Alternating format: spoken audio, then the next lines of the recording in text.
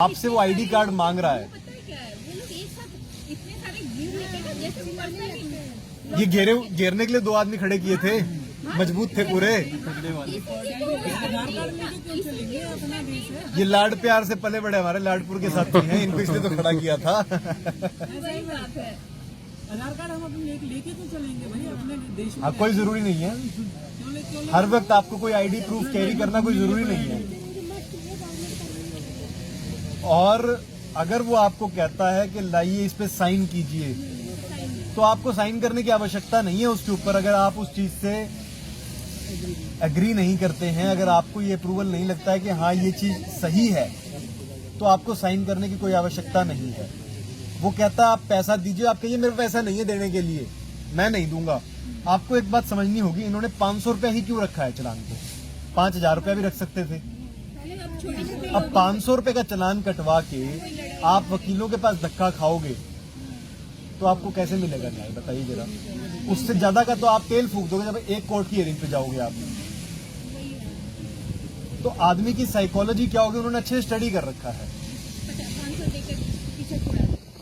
आप ये समझो ना, मैं अपने प्रोफेशन को साइड में रख के आपको कुछ पॉइंट टू पॉइंट एक बात समझा रहा हूं कि अगर आप उस सिस्टम में पड़ गए एक बार, तो आपके धक्के लगेंगे, आपको चक्कर काटने पड़ेंगे, आपकी चप्पल घिसेगी। और जितनी आप चप्पल घिसाओगे, धीरे धीरे आपके सिस्टम में क्या आएगा, मैंने सिस्टम से फाइट करी और सिस्टम ने मेरी चप्पल घिसवा दी। अगली बार आप लड़ पाओगे? और आप अपने आसपास के समाज के लोगों को क्या जवाब दोगे कि भाई नहीं कटवा लिया करो, 500 रुपए दे दो और चलो कोई बात नहीं, यही कहोगे ना। यही हो जाएगा आपका एक्सपीरियंस एक समय के बाद। हजारों क्यों लाखों लोगों के चलान कटे। जहां तक मेरी जानकारी है 500 से ऊपर केस भी डल लिए लोगों ने, डाल दिए, लेकिन क्या उनको मिल गया सोल्यूशन अब तक? और क्या हमारी कोर्ट इतनी वेली हैं कि ये 500 रुपए के चलान के केसेस को जो है भुगतती रहे, समझाती रहे, आपके लिए लड़ती रहे? क्या इतना समय है उनके पास? क्या आपको नहीं लगता कोर्ट्स के ऊपर ऑलरेडी इतना बर्डन है, इतने सारे केसेस पड़े हुए हैं? ऑन दी अदर हैंड, हमारे 3000 से ऊपर साथी जिन्होंने पुलिस वालों के मांगने पे कोई अपना आधार कार्ड नहीं दिया, पुलिस वालों के कहने पे कोई मुंह पे मुखौटा नहीं लगाया, उनकी बॉडी लैंग्वेज सही थी। आपको अपनी जो बॉडी है उसको सही रखना, आपका पोस्चर, आपको अफेक्ट नहीं होना उस सामने वाले व्यक्ति के कुछ कहने से। आपको ये ध्यान में रखना है कि शरीर आपका है, उसका नहीं है। जैसे ही आप ये बात दिमाग में रखेंगे तो आपका दिमाग खुलना शुरू हो जाएगा। हाँ, अगर वो कहते हैं दूसरों को फैला रहे हैं, तो आप उनसे कहिए लाइए प्रमाण दीजिए मुझे कि दूसरों को इस प्रकार से फैलता है, इस चीज का आप एविडेंस दीजिए मुझे। आपके पास क्या सबूत है? आप कह रहे हैं कि हमारे को सरकार ने कह दिया या फिर ऊपर डीसी ने कह दिया, तो आप उनसे ये भी सवाल कीजिए कि ये जो चंदे का पैसा जा रहा है, ये चालान जो आप कह रहे हैं, ये पैसा इकट्ठा कहां पे हो रहा है, किसके खाते में जा रहा है ये पैसा? आरटीआई लगा सकते हैं सर भाई? बिल्कुल लगा सकते हैं आप आरटीआई, लेकिन आपको मौके पे अड़ना सीखना पड़ेगा। अगर आप लोग मौके पे नहीं अड़ेंगे, और उन्होंने जो आप लोगों को बचपन से साइकोलॉजिकल जो प्रोग्रामिंग की है, मैं आपको समझाता हूं साइकोलॉजिकल प्रोग्रामिंग कैसे होती है। आप स्कूल में जाते हैं, बच्चे को पहले दिन से अटेंडेंस लगवाई जाती है। वो नाम लेते हुए कहता है यस सर, खड़ा होकर बोलता है ना प्रेजेंट, और वो टीचर जो है आपसे कहती है कागज ला के दिखाओ, आप जाके 1 मिनट में दिखा देते हो। और वहीं आपको स्कूल के अंदर समय समय पे कुछ ऑफिसर्स आते हैं, इस तरीके की एक्टिविटीज होती हैं। आपको सिखाया जाता है कि कानून व्यवस्था के अंदर आपसे कोई भी कोई चीज मांगता है तो आप इमीडिएटली दे दे, बिना सोचे समझे। मैं ये नहीं कहता हूं कि आप मत दो उनको, लेकिन आपको सोच समझ के देना है, कहां पे कागज देना है, कहां पे नहीं देना है। आपकी इच्छा से देंगे आप कागज, कोई आप पे दबाव डाल के, आपको मेंटली प्रेशर में डाल के अगर आपसे कोई चीज लेता है तो वो आपकी फ्री विल से नहीं होती है, वो आपका कंसेंट जो होता है अंडर प्रेशर होता है, अंडर फोर्स होता है। तो ऐसे किसी प्रेशर को आप मानने से इनकार कर सकते हैं। उसको आप बोलिए कि आप जिस सेक्शन के अकॉर्डिंग ये चालान काटने की बात कर रहे हैं, उस सेक्शन को खोल के देखिए। अगर उसके पास नहीं है, आप इमीडिएटली अपने मोबाइल के अंदर सर्च कीजिए आईपीसी की फलानी धारा के अंदर क्या लिखा हुआ है। हिंदी और इंग्लिश में दोनों आपको मिलेंगी। आपको हमने पिछले 2.5 साल से सप्लाई कर रहे हैं। ये constitution of India, IPC Hindi में, इंग्लिश में, ये सब आपके पास अवेलेबल होना चाहिए। छोटे छोटे पीडीएफ हैं, 10-10, 12-12 MB के मुश्किल से पीडीएफ हैं। ये आपके पास रहने चाहिए मोबाइल के अंदर, ताकि समय आने पे जब वो लोग इनका इस्तेमाल आपके खिलाफ करें तो आप लोगों को उससे ज्यादा समझ हो, है ना। आप उस समय पे उसको दिखा सकें कि तेरे को शायद समझ नहीं है कौन से कानून में क्या लिखा है, लेकिन मेरे को तेरे से ज्यादा पता है। नॉलेज इज पावर, वही आपको इस्तेमाल करनी है। पुलिस वाला अगर आपको कहता है इसके बाद कि नहीं आप तो नहीं मान रहे, चलिए पुलिस थाने, तो आप चले जाओगे? मैं आपसे पूछता हूं, बताइए। एक मेमोरेंडम ऑफ अरेस्ट वाला है कि उन्हें बोलो कि मेमोरेंडम बनाया है। नहीं, मैं सिर्फ इतना पूछ रहा हूं कि 2 पुलिस वाले आगे साथ में खड़े हो गए, वो लेडी पुलिस जो आपके साथ खड़ी थी वहां पे, उन्होंने कहा कि चलो इनको लेके जाओ थाने के अंदर, हाँ, ये कल्पना जी को थाने के अंदर लेके जाओ, 100 नंबर पे है ना। तो अब आप क्या करेंगे? 100 नंबर पे फोन लगाएंगे। वो नहीं लगाने दे रहे, अब आप क्या करेंगे? वही वो फोन ले लेते, एक दिन का फोन खींच लिया था पूरा। हाँ, आपने मेरी वीडियो देखी थी वहां पे जो शेखपुरा गांव वाली? मैं बैठा हुआ था वहां पे एक चेयर के ऊपर, देवेंद्र भाई और हम दोनों गए हुए थे। देवेंद्र भाई के अरेस्ट से 1 दिन पहले की वीडियो है वो, आपकी बुक लेने लगे थे वो, है ना। मैंने यही बुक पकड़ रखी थी, एक बुक और थी इसके साथ, 2 या 3 बुक्स थी मेरे पास। तो मैं बैठा हुआ था, वो पुलिस सब इंस्पेक्टर जो था वो आया वहां पे अंदर, उसने कहा कैसे बैठे हो, कौन हो, कैसे नहीं हो। मैंने उसको अपना नाम बताया, मैंने कहा मैं एडवोकेट साहिल गोयल। तो उसने क्या किया, फोन मिलाया आपने किसी सीनियर ऑफिसर को, कह रहा जी ये तो कोई बता रहे हैं, कोई एडवोकेट साहिल गोयल बता रहे हैं अपने आप को, और ये इस तरह से आए रखे हैं यहाँ पे, और 2-3 किताबें ले रखी है, और किताब पे लिख रखा है constitution of India, Indian penal code, ऐसे ही लिख रखा है, ऐसे बोल रहा था वो। और ये बोलते बोलते उसने क्या किया, करिए जरा आइए, उन्होंने क्या किया, बोलते बोलते उसने ये खींचना शुरू कर दिया। मैं बैठा हुआ था आराम से, शांति से, मेरे को फर्क नहीं पड़ रहा उसकी बातों से। आपने ये ध्यान देना है कि आपकी बॉडी लैंग्वेज कैसी होती है सामने वाले से प्रेशर डालता है। अब ये आए, इन्होंने वहां आके मेरी ये किताबें यहाँ पड़ी थी, मैं चेयर के ऊपर बैठा हुआ था, आइए खींचिए, बात करते हुए बोलिए जरा किस तरह बोल रहा था वो, करिए जरा। अभी बताया मैंने आपको, आप बोलिए कि हाँ ये तो कोई एडवोकेट साहिल गोयल बता रहे हैं अपने आप को, और ये किताबें रख रखी हैं। अरे भाई दिखाइए ये क्या है रे? हाँ, मैंने तो आपने दिया- फट से बोला था, नहीं, ये आप पकड़ रहे थे, खींचो जरा, आपने कहा मुझे खींचो जरा एक बार दोबारा से। दिखाइए भाई ये क्या है, क्या है? ये क्या हुआ, ये खींचा इसने, इसको कुछ फोर्स महसूस हुआ? जब इसने इधर खींचने की कोशिश करी तो मैंने उस फोर्स को रोक दिया इमीडिएटली। ये महसूस किया आपने? ये ले नहीं पाए मेरी किताब को। आप में से बहुत सारे साथियों से कैसा होगा कि जब ये किताब आपके हाथ से खींचेंगे तो आप कहोगे लो जी, क्यों, ये माई बाप है हमारे, हैं? ये क्या हमारे मालिक हैं? ये मेरी किताब के मालिक ये हैं कि मैं हूं? अगर ये मुझसे किताब लेंगे तो मुझसे पूछ के लेंगे ना कि साहिल जी मुझे ये किताब लेनी है आपकी, मैं देख लूं क्या, आप मुझे दिखाएंगे क्या? पर अगर मैं उनको कहता हूं कि हाँ आपको मैं दिखा सकता हूं, आप देख लीजिए, मैं देता हूं, तब मर्जी फिल्म। तब वो देख सकता है। उसका क्या अधिकार था मेरी किताब के ऊपर या मेरे शरीर के ऊपर? ये किताब मेरे शरीर के साथ जुड़ी हुई है, और अगर ये इसको खींचता है, मेरा शरीर भी खींचता है, या मेरे कपड़े को पकड़ के खींचता है तो मेरा शरीर भी खींचता है। ये अनड्यू फोर्स होता है, वो नहीं लगा सकता। आपको उसी समय पे उसको स्नब कर देना है कि तेरी हिम्मत कैसे हुई कि तूने मेरी चीज को हाथ लगा लिया, तूने मेरे शरीर को हाथ लगा लिया, तूने मेरे कपड़े को हाथ लगा लिया, तूने मेरे बैग को हाथ लगा लिया, तूने मेरी किताब को कैसे खींच लिया। आपको इमीडिएटली उसके उस फोर्स को वहीं रोक देना है।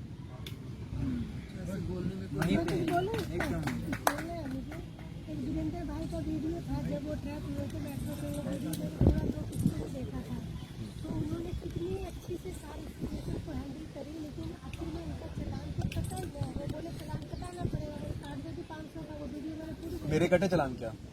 आपका मेरे उस तरह का वीडियो मुझे ध्यान नहीं आ रहा, बट उनका मुझे पूरा 2 किस्तों में देखा था। भाई हमारे कितने साथियों में से आप सब में से कितने साथी निकल के आए मेट्रो के अंदर से अब तक? जब आपको परेशान किया गया उसके लिए, मतलब मेरी निजी जानकारी के अंदर 3000 से ऊपर साथी हैं, मतलब 3000 तो नंबर हो गया हो, कुछ साथी बार बार रिपीटेड जा रहे होंगे। उन्होंने आज तक कोई चालान नहीं कटवाया। उन्होंने मना किया ना, जितेंद्र भाई की देखी थी। उन्होंने मना किया। आप देखिए, वीडियोस मिलेंगी आपको, हम प्रोवाइड कराएंगे आपको, ग्रुप में डालेंगे। उन्होंने जैसे ही पुलिस वालों ने कहा कि आपका चालान कटेगा, उन्होंने कहा नहीं है चालान, नहीं कटवाते। उन्होंने कहा नहीं थाने जाना पड़ेगा, उन्होंने कहा नहीं जाते। उन्होंने कहा 500 रुपए दो, कहता नहीं है। वो कहता आधार कार्ड दो, क्यों दूं, है कौन तू, कहता है कि घर से मंगवा लो।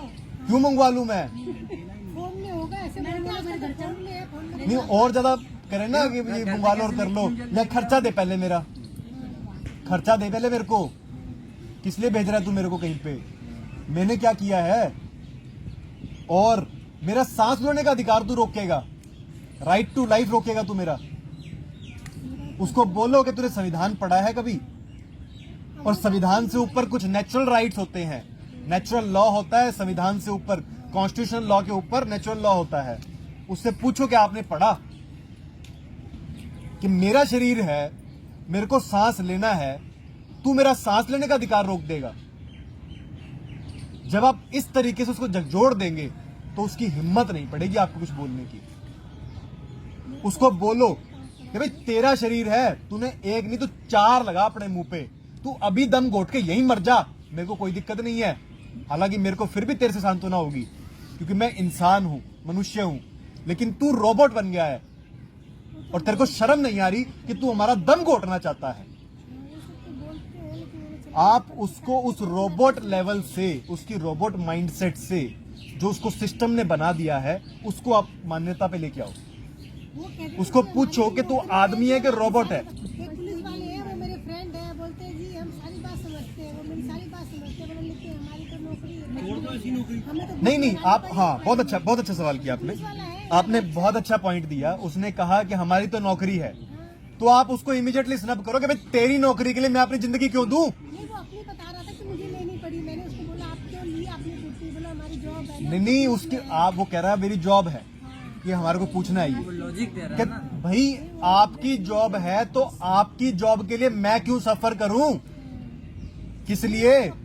तू मेरे चाचे का ताए का बेटा लगता है क्या। पर्सनल पीड़ा बता रहा था। अपनी पर्सनल पीड़ा बता रहा है, लेकिन अपनी पर्सनल पीड़ा बता के अगर आप पे दबाव डाल रहा नहीं, है, दबाव इमोशनली आपको ब्लैकमेल कर रहा है, तो वो तो गलत है ना। शरीर तो आपका है। वो अलग अपनी बात में हमारे आगे फ्रेंड बात हो रही थी, बोले हमें लेनी पड़ी, हाँ, जब आप लोग उनसे कुछ लेवल तक बातें कर लेंगे ना, तब वो मानव के लेवल पे आ जाएगा, इंसान के लेवल पे आ जाएगा, आपसे बात भी करेगा।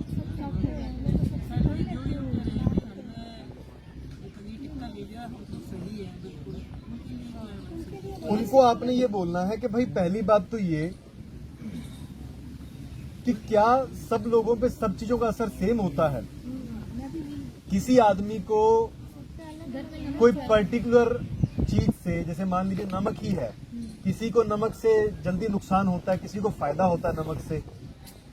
किसी को जो है कोई पर्टिकुलर फ्रूट खाने से जल्दी एलर्जी हो जाती है, किसी को लेट होती है।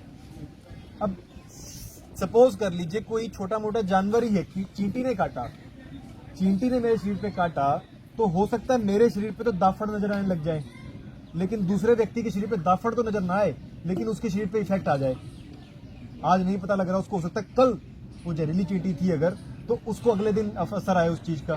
तो आप लोग उसको बता सकते हैं कि हर व्यक्ति का शरीर अलग अलग है, और जो ये मेडिसिन लगी हैं, कब लगी हैं, किन परिस्थितियों में लगी हैं, कौन सी पर्टिकुलर मेडिसिन लगी है, उसका भी इफेक्ट है।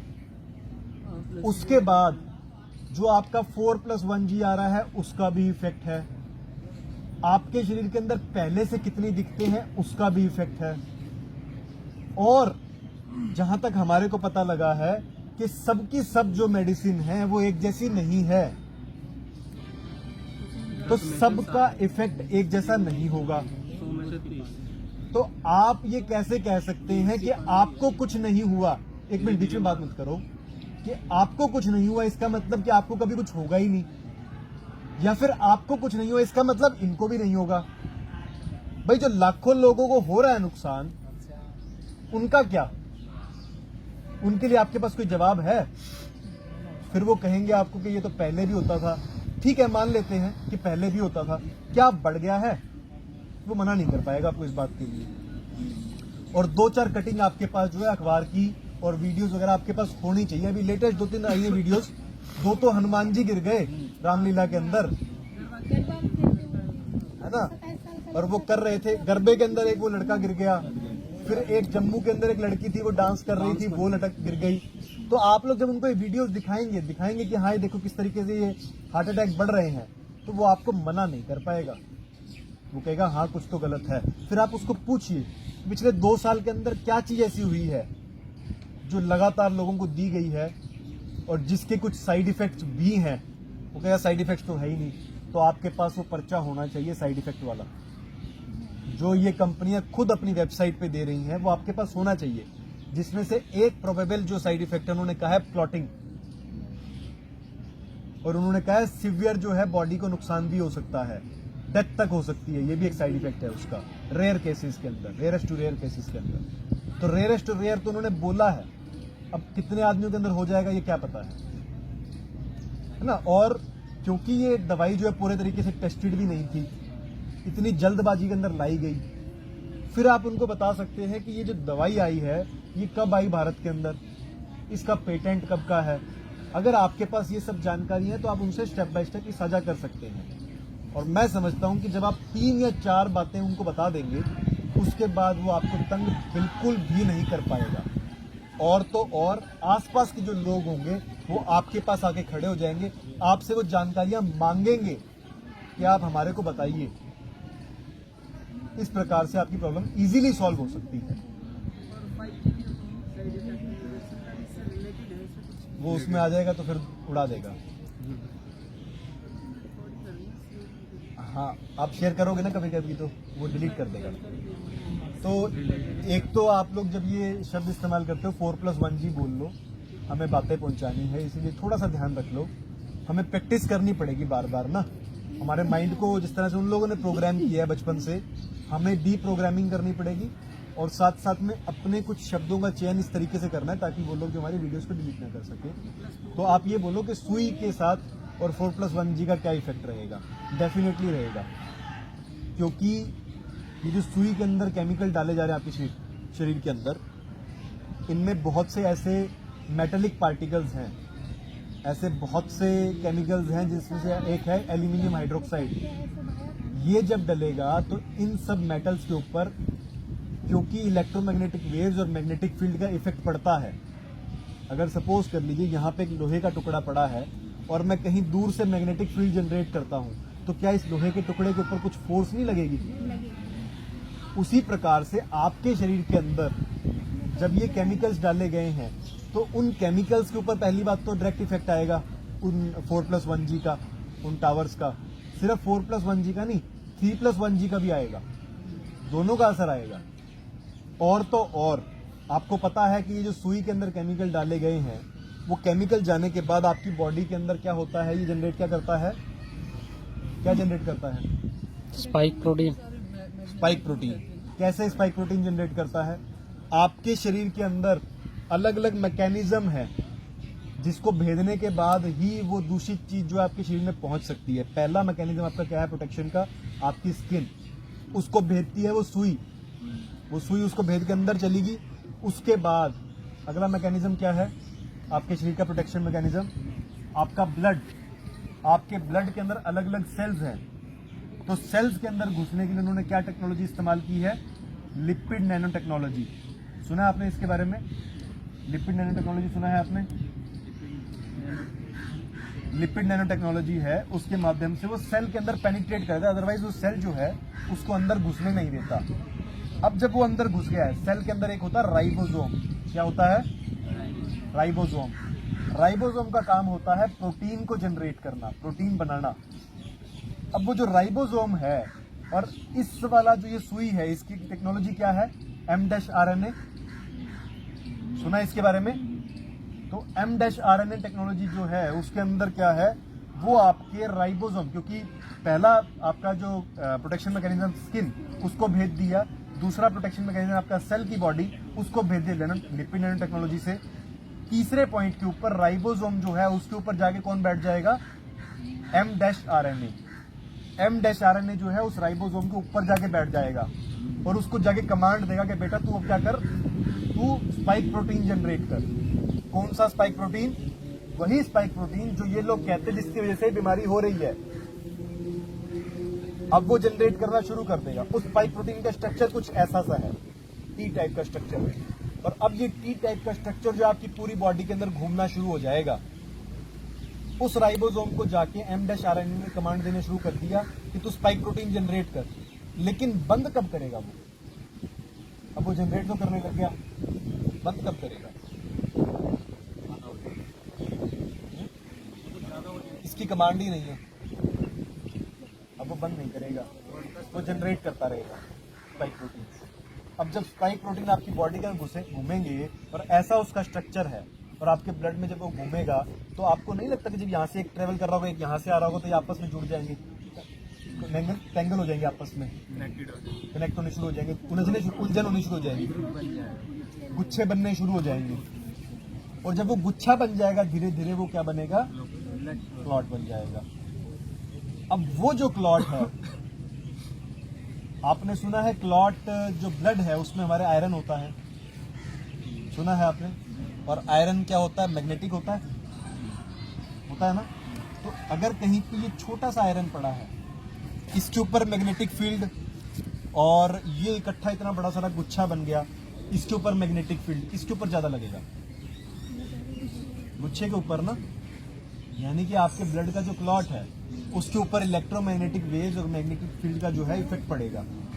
अब जैसे जैसे वो तरंगे आएंगी उसके अकॉर्डिंग ये जो है रिएक्ट करेगा, फिर ये कभी आपके दिमाग में जाके रुकेगा तो ये आपका क्या हो जाएगा? Brain stroke. आपके हार्ट में जाके रुकेगा तो हार्ट अटैक, कहीं दूसरे गुप्तांगों में जाके रुक जाएगा तो उनको इनफर्टिलिटी टाइप की प्रॉब्लम्स आएंगी। इस तरीके से प्रॉब्लम्स आएंगी। ये जवाब था आपका जो आप कह रहे थे कि किस तरीके से उन 4+1G का और 3+1G का इफेक्ट कैसे होगा। इसी के साथ साथ एक और चीज है, क्योंकि अब ये जो हृदयघात बढ़ने शुरू हो गए हैं, हार्ट अटैक्स बढ़ने शुरू हो गए हैं और लोगों को साफ साफ नजर आने लगा है, मेन स्ट्रीम मीडिया भी इसको कवर करने लग गया है और ट्विटर के ऊपर भी जो अच्छे खासे लोग हैं वो देखने लग गए इन सब चीजों को, उनको समझ में आ रहा है कि हाँ हार्ट अटैक बढ़ रहे हैं। अब अगर इन लोगों की सारी चाल सामने आ जाए और लोगों को पता लग जाए सुई के ऊपर है, फिर तो इनका सारा प्रोग्राम फेल हो जाएगा। तो इतने मूर्ख तो नहीं है वो लोग।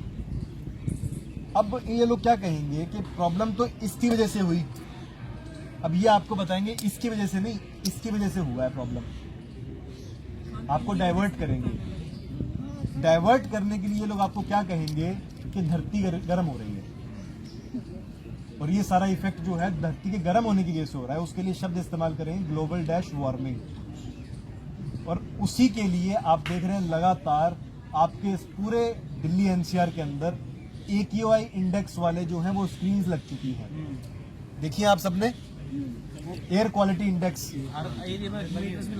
मीटर्स भी लगा रहे हैं AQI के, और साथ साथ में उन स्क्रीन के ऊपर कुछ और भी लिखा हुआ होता है कि ये फलानी B- फैल रही है और आप लोग जो है घरों के अंदर जो है बंद रहें, ट्रैवल कम से कम करें, लिखा होता है। बड़ी वो LED वाली, हर 1 किलोमीटर में 4-5 लगा रखे। हाँ, तो इनका काम क्या है? आपको घरों में बंद करना, क्योंकि आपको साइकोलॉजिकली प्रोग्राम करना है। तो साइकोलॉजिकल प्रोग्राम करने के लिए बिडरमैन चार्ट ऑफ कोएर्जन आप पढ़ना, तो आइसोलेशन जो होता है वो साइकोलॉजिकल प्रेशर और कोएर्जन के लिए इस्तेमाल किया जाता है। आइसोलेशन एक स्ट्रॉन्ग वेपन होता है। ये जिस प्रकार से कोई कैदी होता है, उसको अगर कठोर सजा देनी होती है तो उसको आइसोलेट कर देते हैं, कहते हैं ना वो अलग से कारावास कर दिया उसको, तो सॉलिटरी कन्फाइनमेंट जिसको बोलते हैं। वहां पे जब आपको भेजते हैं तो आपके ब्रेन को साइकोलॉजिकली प्रोग्राम किया जा सकता है, क्योंकि जब आप अलग थलग पढ़ेंगे सोसाइटी से तो आपको लगे आपने कुछ गलत किया है।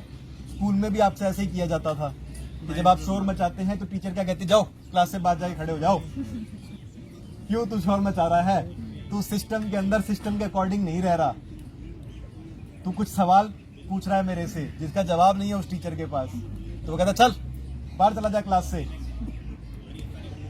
तो इस प्रकार से आपको आइसोलेट करते हैं लोग। उसी के लिए आप लोगों को ये कहेंगे कि आप लोग घरों में बंद हो जाइए। अब क्योंकि लोगों को समझ में आ रहा है कि ये हार्ट अटैक्स बढ़ रहे हैं। अब ये कहेंगे कि ये जो हो रहा है धरती के गर्म होने की वजह से हो रहा है। अब गर्म होने की वजह से हो रहा है तो कुछ ना कुछ दिखाना भी पड़ेगा, लोगों को महसूस भी होना चाहिए। अब आती है बारी आपकी 4+1G की, क्योंकि 4+1G जो है वो काम करता है मिलीमीटर वेव के ऊपर। पढ़ा आपने इसके बारे में? मिलीमीटर वेव नहीं पढ़ा। ये जो टेक्नोलॉजी है, जब ये छोड़ा जाएगा अपनी प्रॉपर हर्ट्ज के ऊपर, फ्रीक्वेंसी के ऊपर जब ये छोड़ा जाएगा, तब ये आपकी स्किन को पेनिट्रेट करेगी, क्योंकि ये इतनी बारीक वेव्स हैं और कम एरिया में ट्रेवल कर सकती हैं। इनकी स्ट्रेंथ ज्यादा होती है उस एरिया के अंदर, इसीलिए ये लोग सब जगहों पे टावर लगा रहे हैं। जब आप उस एरिया के अंदर जाएंगे तो जब ये रेज, ये रेडिएशन जब आपकी स्किन को टच करेगा तो आपकी स्किन को पेनिट्रेट करने पे ये आपको चुभन महसूस करवाएगा। चुभन, गर्मी, छटपटाहट सी आपको ऐसे लगेगा, मतलब गर्मी सी हो रही है एकदम से, ऐसे लगेगा मतलब परेशानी हो रही है, आप अनईजी हो जाएंगे। और जब आपको ये चीज लगेगी तब वो लोग आपको क्या कहेंगे? क्योंकि धरती गर्म हो रही है इसलिए आपको ऐसा महसूस हो रहा है। तो हो रहा है किससे? 4+1G से। और आपको कहेंगे क्या? कि धरती गर्म हो रही है।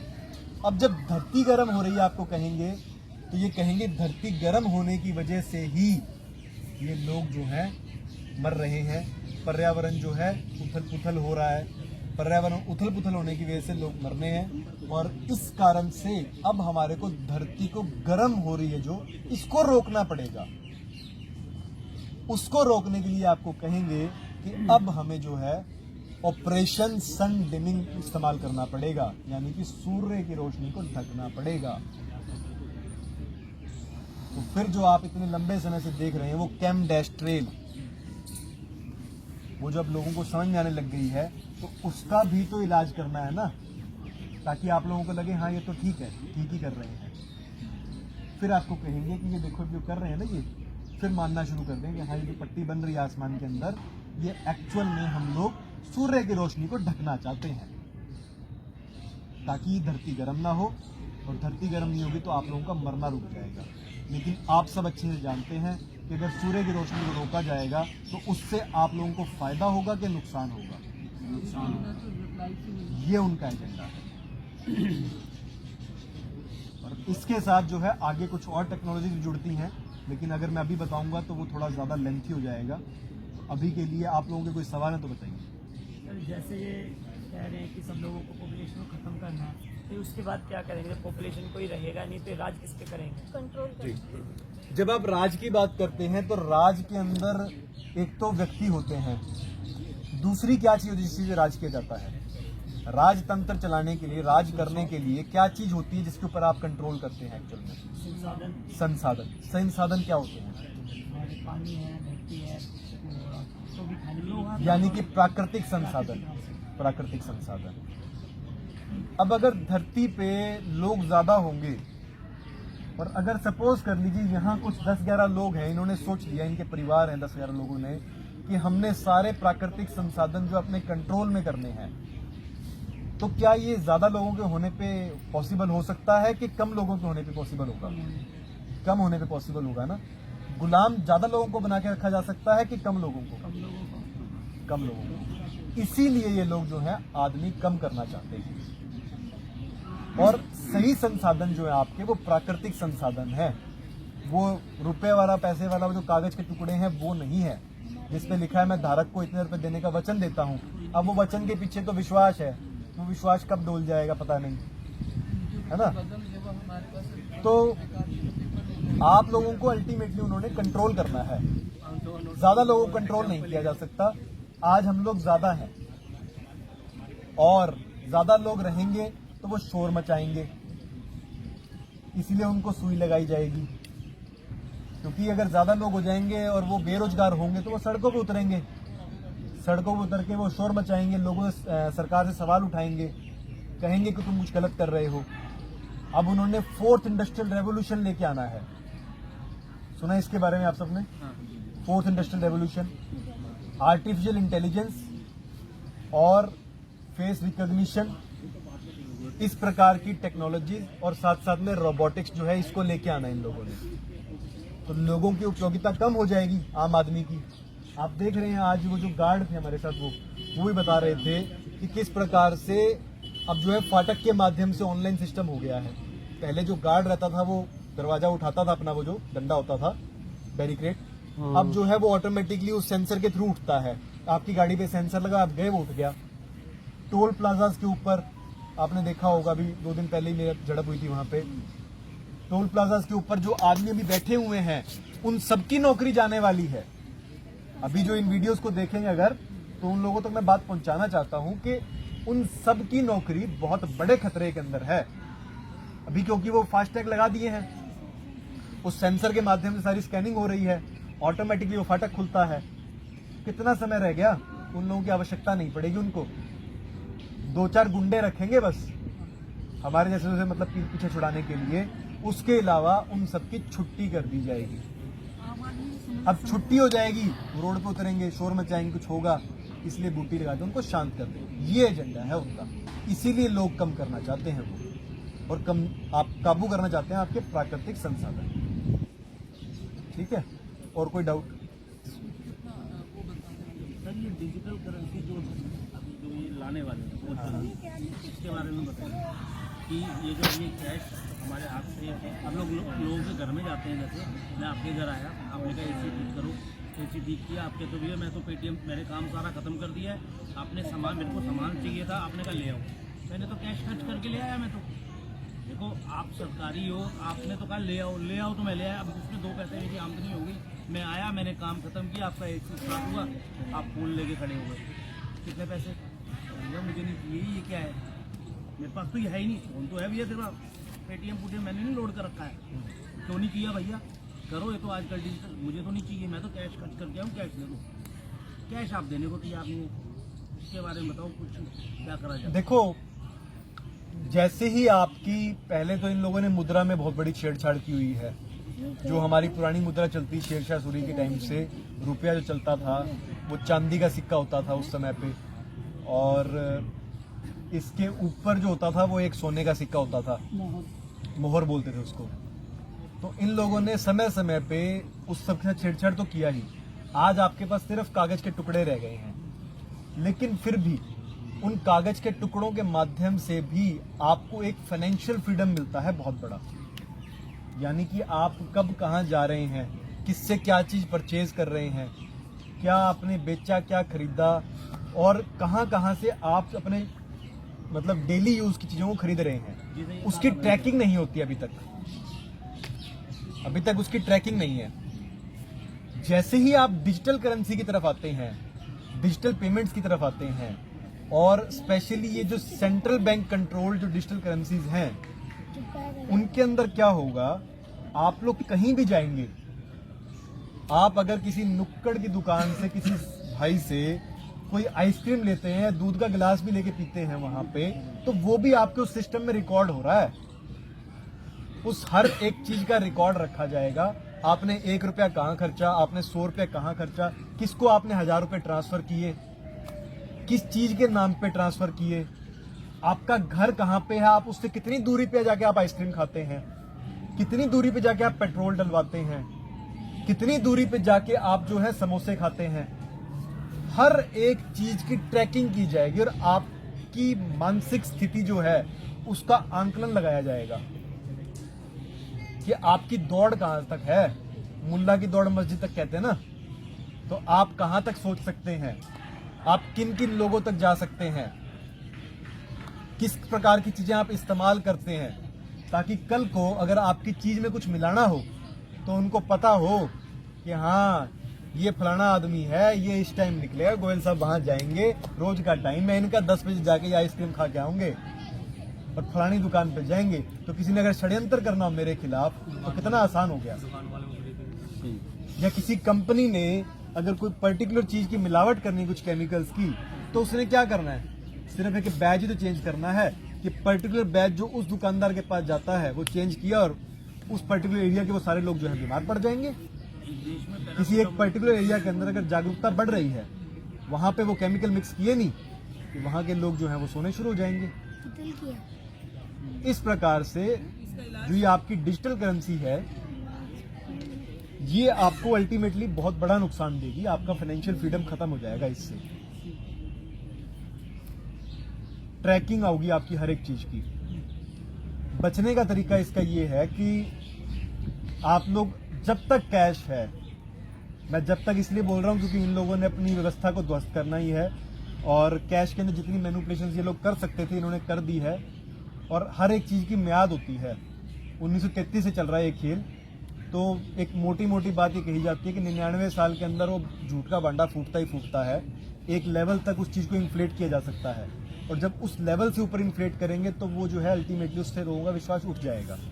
वही कर रहे हैं ये लोग। अल्टीमेटली आपका कैश बंद करके इसीलिए आपको डिजिटल पे लाना चाहते हैं क्योंकि इनको पता है कि इनकी बनाई हुई व्यवस्था, इनकी बनाई हुई करेंसी, उस पर से लोगों का विश्वास उठ रहा है। आपको करना यह है कि जब तक आपके पास कैश है तब तक आप मैक्सिमम कैश का ही प्रयोग करें। जो व्यक्ति आपको कहता है कि हम तो जो है पेटीएम के माध्यम से ही लेंगे, आप उसको कहिए नहीं मेरे पास नहीं है। आप अगर दिन में यकीन मानिए 4 जगह पे भी ऐसा कहेंगे तो वो लोग समझेंगे। उनको भी अपना कस्टमर लूज नहीं करना। साथ साथ में आप जब उनको बताएंगे कि देखो आपकी कमाई तो 10,000 रुपये ही है, आप आइसक्रीम बेच रहे हो, अब आपको टैक्स लगेगा इसके माध्यम से। पढ़ा था आपने अखबार में कि दूध बेचने पे और सिलाई कढ़ाई के ऊपर भी जो है टैक्स लगेगा। तो वो जो बेचारे छोटे कारीगर हैं, छोटे कामगार लोग हैं, उनके ऊपर भी टैक्स लगेगा। तो वो क्या तो कमाएंगे और क्या वो देंगे, कैसे अपनी जिंदगी चलाएंगे। तो आप जब उनको ये सब बातें समझाएंगे वो समझेंगे आपकी बात को। और मैंने एक चीज और नहीं देखी है आजकल कि आजकल जो रेस्टोरेंट्स हैं उनके अंदर एक नया ड्रामा शुरू हो गया है। वो कहेंगे ये QR कोड स्कैन करो तब आपका मेन्यू आएगा। हल्दीराम में हो ना कर दो उसको, कहते भैया नहीं करना, नहीं है मेरे पास मोबाइल। हम करते नहीं हैं। आप उनको कहो भाई अगर हमारे पास मोबाइल नहीं होगा तो क्या तब भी तो यही कहेगा इसको स्कैन करो। मतलब तो इतना गरीब हो गया तेरे पास 4 कागज प्रिंट आउट करने के पैसे नहीं है। लानत है तुम्हारी रेस्टोरेंट के ऊपर, छी है तुम्हारे रेस्टोरेंट के ऊपर। और उसको कमेंट डालो कि ये इतना गरीब रेस्टोरेंट है, इसके बेचारे के पास खाना तो ये क्या खिलाएगा, इसके पास तो मेन्यू कार्ड छपाने तक के पैसे नहीं है और एक फिजिकल मेन्यू कार्ड तक नहीं दिखा सकता। ये उसको डिमोलाइज करना जरूरी है। कल को वो आज आपको कुछ दिखा रहा है, उसका मेन्यू कार्ड रोज चेंज होता रहे, रोज ही पैसे चेंज कर देगा उसमें। डिजिटल में तो बहुत आसान है चेंज करना, आपको तो पता भी नहीं लगेगा। प्रिंटेड होगा तो फिर भी आपको आइडिया तो रहेगा कि हाँ कल मैंने देखे थे इतने रुपए हैं। और एक चीज, जब आप ऑनलाइन पेमेंट करते हैं आपको महसूस भी नहीं होता कि आपने कुछ पैसा खर्च किया है, जेब से गया है। क्योंकि ये लोग आपको ना, क्योंकि आप लोग को ये जो है मेंटल लेवल की गेम खेल रहे हैं आपके साथ। और आजकल आप लोग जो है पे नहीं करते, आजकल आप लोग क्या करते हैं, पेमेंट करते हैं। तो ये लोग जो कहते हैं आपको कि हम आपको मेटा वर्ल्ड में लेके जाएंगे, हम लोग ऑलरेडी उसी मैट्रिक्स के अंदर हैं। ये जो शब्दों का जाल इन लोगों ने बुना हुआ है, जिसके अंदर आज जो है डेवलप नहीं किया जाता, किसी चीज को डेवलपमेंट की जाती है, अचीव नहीं किया जाता, अचीवमेंट की जाती है। अपार्टमेंट होते हैं जिसमें आप लोग रहते हैं। तो मेंट का क्या मतलब है आपको पता है? मेंटल, बिल्कुल मेंटल। और इसी को जब आप लैटिन में जाते हैं तो इसका मतलब होता है माइंड। मेंट मतलब माइंड। तो ये लोग आपको मेंटल लेवल की स्लेवरी में लेके जा रहे हैं, क्योंकि किसी व्यक्ति को बंधुआ मजदूर बना के रखना, उसके पीछे 4-5 सिपाही छोड़ना बहुत मुश्किल होता है। उसको अगर साइकोलॉजिकली प्रोग्राम कर दिया जाए, जैसे एक हाथी के बच्चे को बचपन में ही एक, जैसे हाथी का बच्चा उसके पैर पे बचपन में ही एक जो है रस्सी बांध देते हैं, और जब वो छोटा होता, जब वो खोलने की कोशिश करता तो उससे उतना जोर लग नहीं पाता, वो संकल बांधी होती है। लेकिन वही हाथी का बच्चा बाद में इतना बड़ा विशाल हाथी बन जाता है, और तब भी उसके ऊपर एक छोटी सी रस्सी बांध देते हैं, पतली सी, कपड़े की क्यों ना हो, उसको छेड़ता तक नहीं है। क्यों?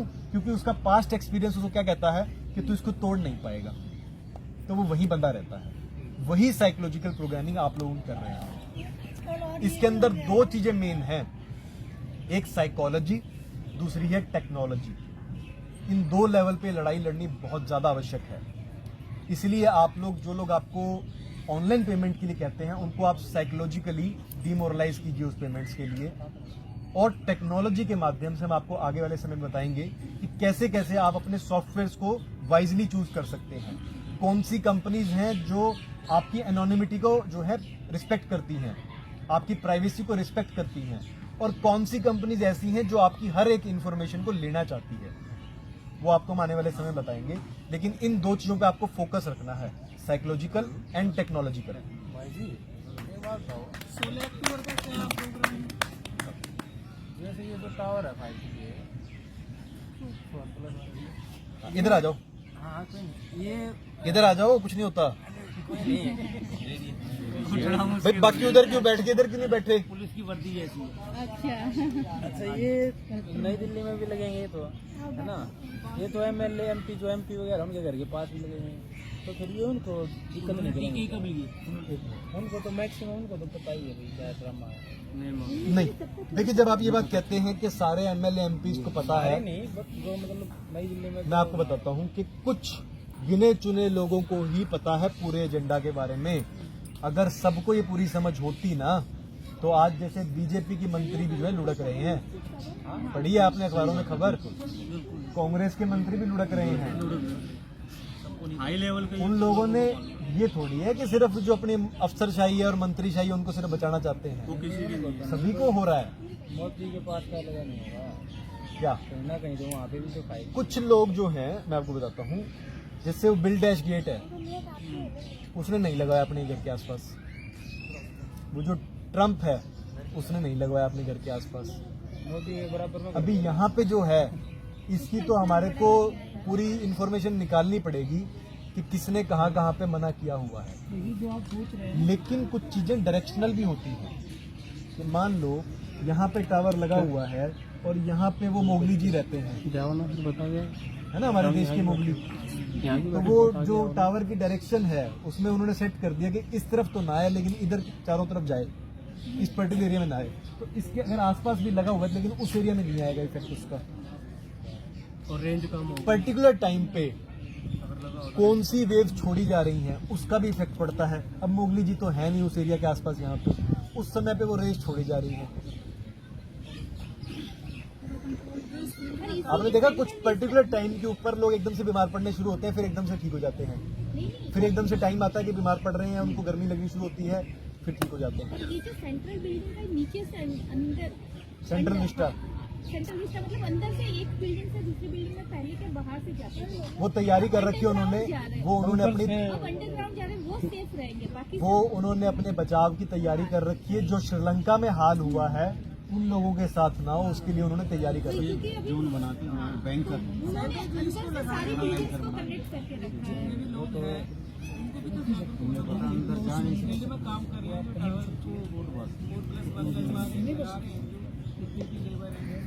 बस अभी वो कमाने के पैसे चाहिए घर चलाने के लिए। बिल्कुल देनी चाहिए, हमारे पास स्टडीज हैं, हम आपको देंगे, तो वो स्टडीज आपने दिखानी है लोगों को।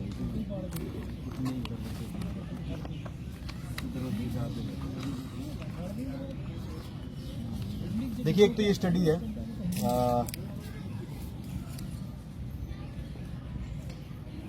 You need to know about 4+1G wireless and small sales.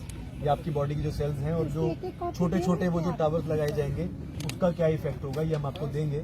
इसमें सारी बातें समझाई गई हैं किस तरीके से इसका इफेक्ट पड़ेगा। दे देना बहुत जरूरत है। सभी को दे देंगे आपको। सबका जरूरत है भाई। PDF और टेक्नोलॉजी 2011 का millimetre wave interaction with the human body, state of knowledge and recent advances. तो आपके पास पुख्ता सबूत भी होने चाहिए कि किस चीज का क्या इफेक्ट पड़ रहा है। कंपनी वाले अच्छे से समझने के लिए इसको हिंदी में कन्वर्ट करना हिंदी में कन्वर्ट करके दे देंगे आप। और सेल्फ स्टडी तो जरूरी है ही। सर इसको हिंदी में कन्वर्ट करो। हिंदी में कन्वर्ट करके देंगे आपको। और जो दूसरा एजेंडा है वो इनका ये है, ग्रैप। पढ़ा आपने इसके बारे में? पढ़ा। जैसे ही कहेंगे कि कोई प्राकृतिक आपदा आ रही है, 3 दिन के अंदर अंदर जो है डीसी के पास सारी इन्फॉर्मेशन चली जाएगी। वहाँ मेट्रोलॉजिकल डिपार्टमेंट से जो है एक मैसेज ब्रॉडकास्ट होगा जितने भी डिप्टी कमिश्नर्स हैं उस एरिया के, और इस प्रकार से ग्रैप लगा दिया जाएगा। ग्रैप लगाने के बाद क्या होगा, ग्रैप की फुल फॉर्म जो है आपकी वो है ग्रेडेड रिस्पॉन्स एक्शन प्रोग्राम। इसके अंदर जब मेट्रोलॉजिकल डिपार्टमेंट कहेगा कि हाँ यहाँ पे कोई प्राकृतिक आपदा आने वाली है या बारिश तूफान आएगा या फिर भूकंप आएगा, तो इमीडिएटली क्या होगा, डिप्टी कमिश्नर जो है एक प्रकार का ऑर्डर जारी करेंगे, जो मैंने पिछली ट्रेनिंग में ही बताया था इस बार वाली में, इस प्रकार का। जैसे कि ये गुड़गांव के डीसी ने जो है एक एडवाइजरी घोषित करी थी।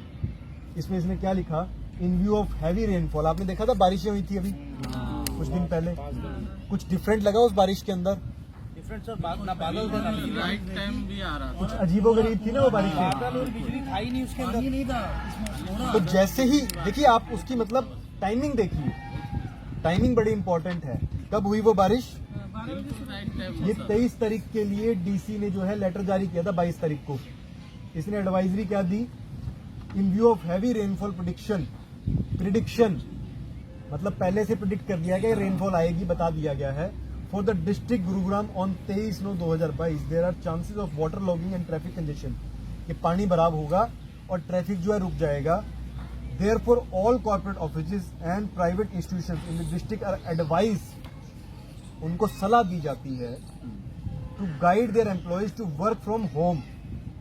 जब वर्क फ्रॉम होम करेंगे तो आपका ऑनलाइन बिजनेस बढ़ेगा घटेगा, बढ़ेगा। उसी दौरान जो है Amazon फ्लिपकार्ट ऊपर सेल चल रही थी, ऑनलाइन देखा आपने, सेम उसी टाइम पे आप लोग घरों में बंद हैं और उसी समय पे आपके पास सेल के ऑफर्स आएंगे, तो क्या आप ऑनलाइन परचेज करेंगे, बाहर जाके परचेज करेंगे?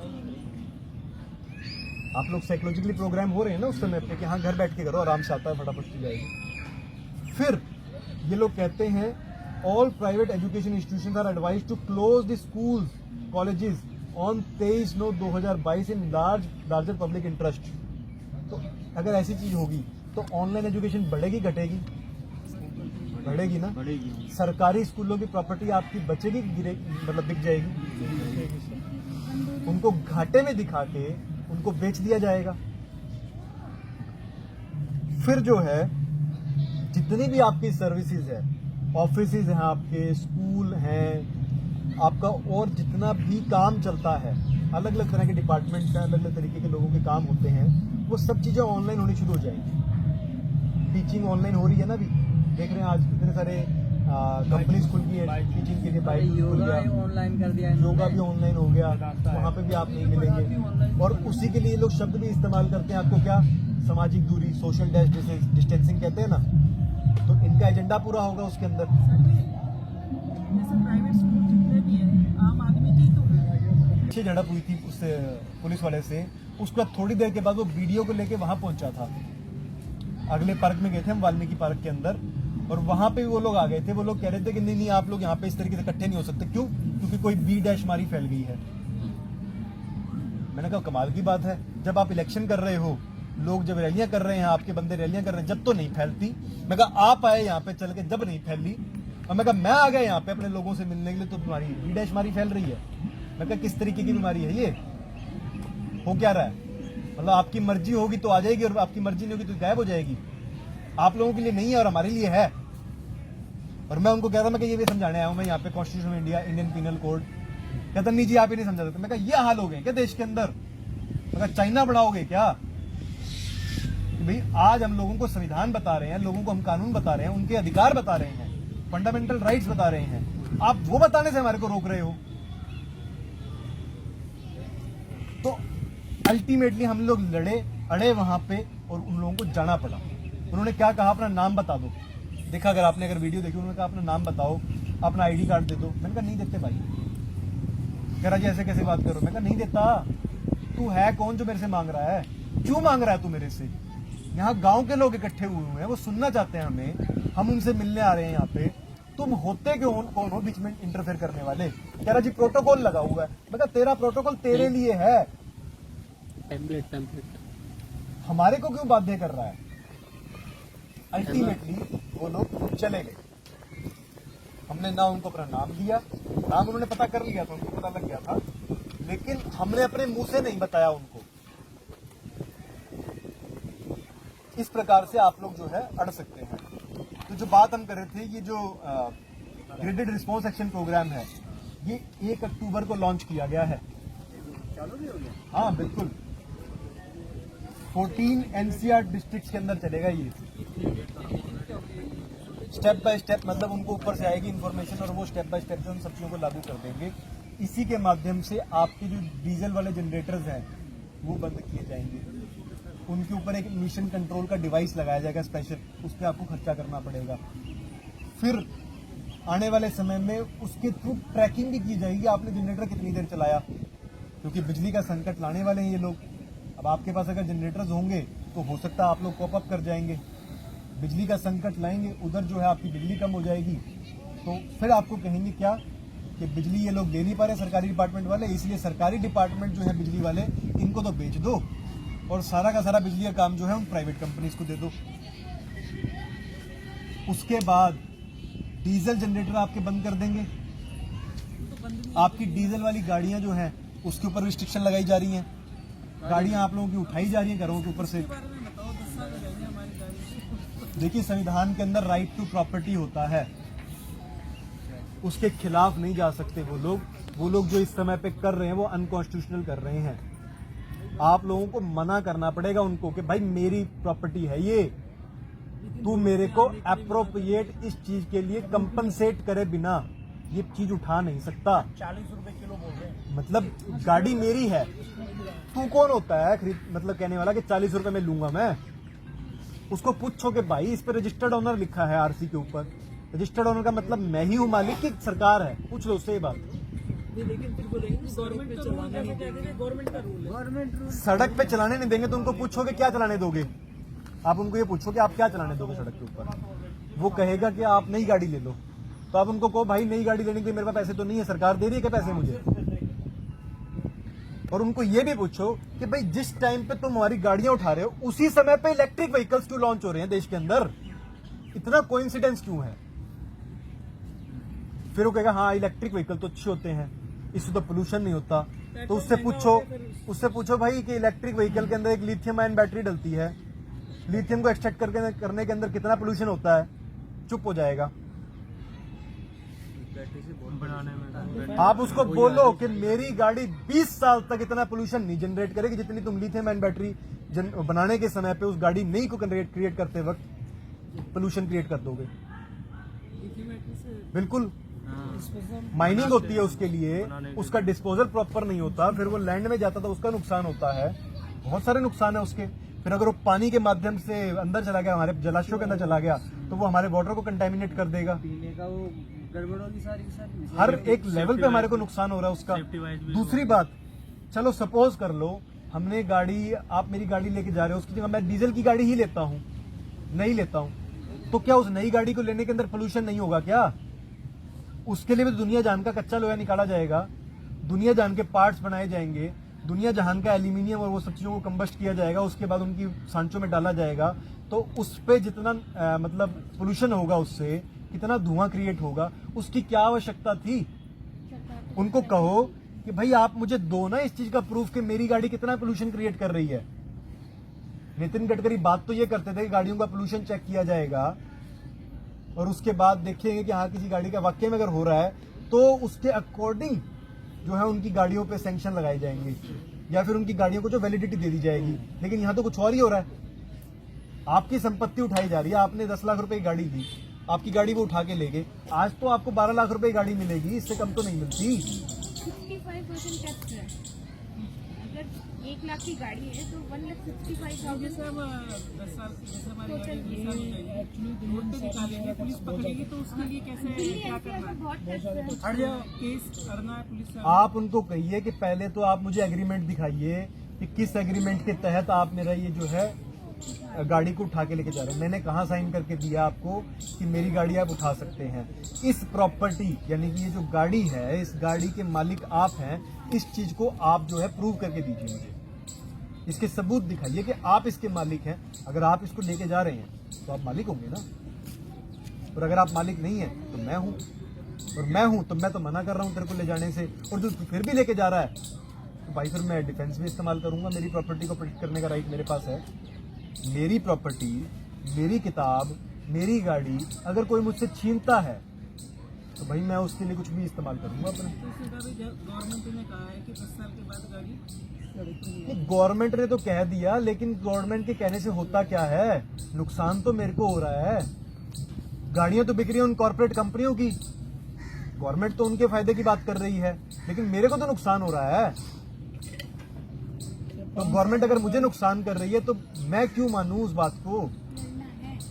देखिए ऐसा है ना, इसके अंदर गवर्नमेंट गाइडेंस जारी कर रही है, वो ये बहुत ज़्यादा फोर्स दिल्ली एनसीआर वाले मामले में दिल्ली एनसीआर में एक शुरुआत यहीं से ही होती है मामला मिस्टर। है। दिल्ली एनसीआर पुरानी गाड़ियाँ जो है वो देहातों में चल रही हैं, दिमाग के अंदर ये कमजोरी भी तो डाली जा रही है ये सिर्फ दिल्ली कि एनसीआर गवर्नमेंट ने कहा, ये एक तकिया कलाम है। गवर्नमेंट ही गवर्नमेंट क्या होता है, निकालने के लिए गवर्नमेंट क्या होता है। ये हमने मेट्रो में मेरे को पकड़ा था मास्क नहीं पहनने पे,